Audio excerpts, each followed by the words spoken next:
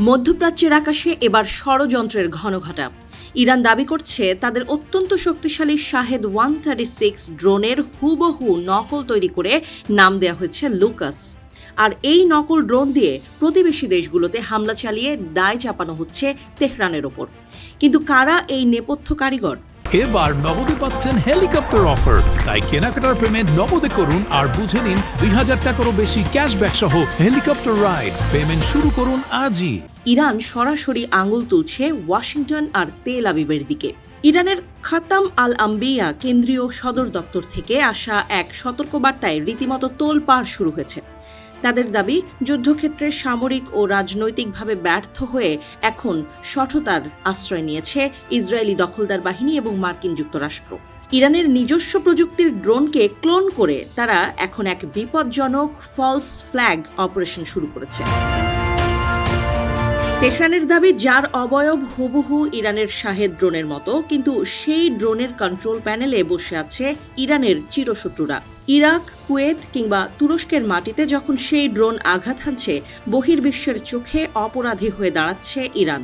Tehran বলছে এটি কেবল একটি হামলা নয়, বরং এটি ইরানের ভাবমূর্তি ক্ষুণ্ণ করার এক গভীর নীল নকশা। ইরানি মুখপাত্রের দাবি, ইরান যখন কোনো হামলা চালায় তখন বুক ফুলিয়ে তার দায় স্বীকার করে। তেহরান জানিয়েছে তাদের প্রতিরক্ষা ডক্ট্রিন আইনি নীতির ওপর ভিত্তি করে তৈরি। তারা যদি মার্কিন বা ইসরায়েলি ঘাঁটিতে আঘাত করে তবে লুকোচুরি করে না। কিন্তু কুয়েত বা তুরস্কের মতো বন্ধুপ্রতিম প্রতিবেশী রাষ্ট্রে হামলা চালানো ইরানের নীতিবিরুদ্ধ। কেন এই লুকাস ড্রোনের জন্ম?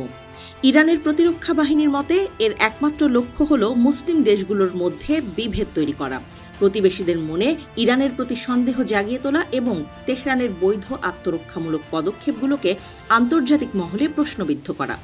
অর্থাৎ ড্রোন দিয়ে শুধু ভবন নয়, বরং দুই দেশের সম্পর্ক গুঁড়িয়ে দেয়াই এখন শত্রুর লক্ষ্য।